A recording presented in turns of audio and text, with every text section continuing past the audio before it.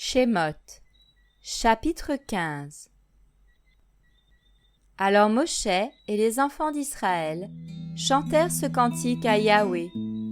Ils parlèrent, disant : Je chanterai à Yahweh, car il s'est levé. Il s'est levé.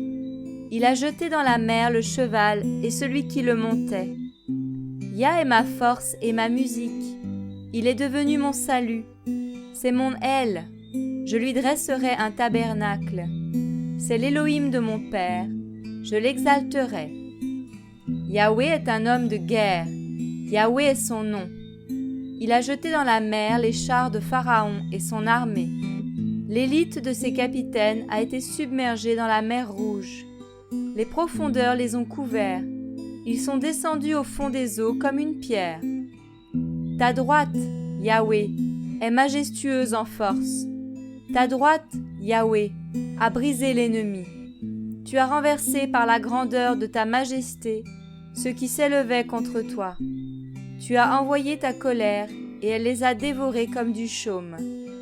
Par le souffle de tes narines, les eaux se sont amoncelées. Les eaux courantes se sont arrêtées comme une digue.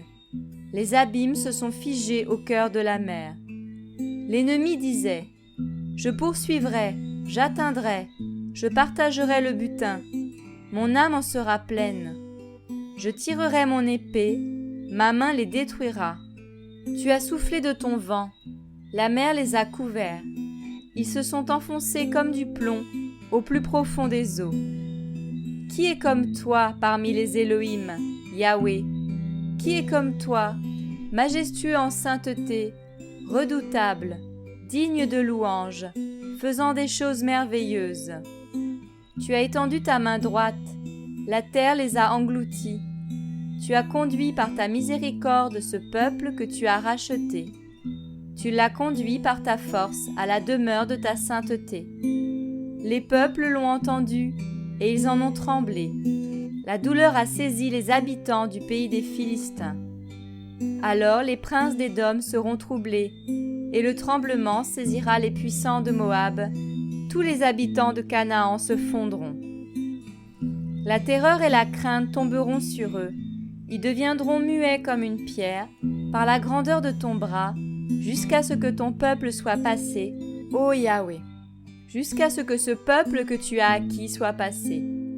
Tu les introduiras et les planteras sur la montagne de ton héritage, au lieu que tu as préparé pour ta demeure.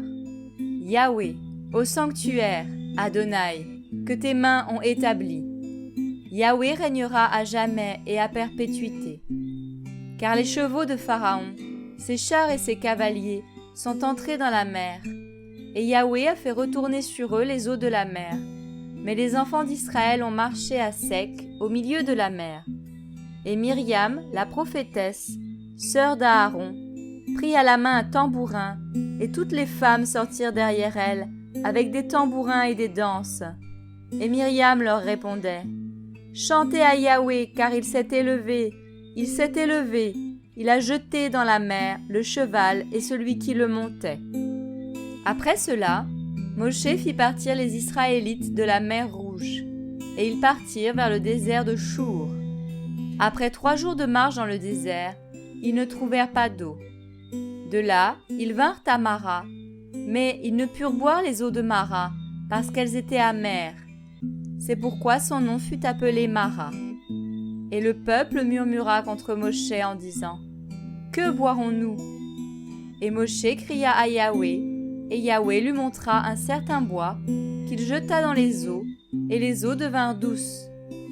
Il lui proposa là une ordonnance et une loi, et il l'éprouva là, et lui dit : Si tu écoutes la voix de Yahweh ton Élohim, si tu fais ce qui est droit à ses yeux, si tu prêtes l'oreille à ses commandements, si tu gardes toutes ses ordonnances, je ne ferai venir sur toi aucune des infirmités que j'ai fait venir sur l'Égypte, car je suis Yahweh Rapha. Puis ils vinrent à Élim, où il y avait 12 fontaines d'eau et 70 palmiers, et ils campèrent là, près des eaux.